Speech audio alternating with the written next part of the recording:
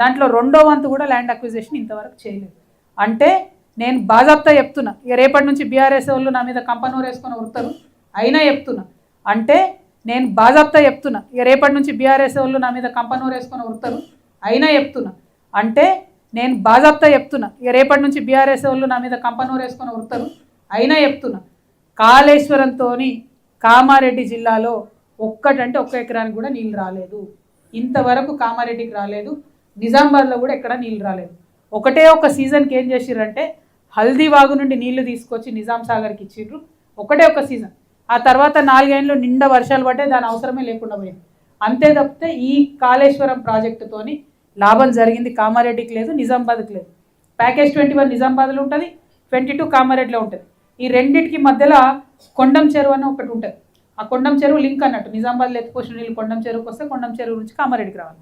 ఇప్పుడు ఈ కొండం చెరువు ఏం చేసిర్రు, ఒరిజినల్ కెపాసిటీ 3.5 TMC ఉండే, దాన్ని 0.8 TMC చేసిర్రు. అంటే అనుకున్న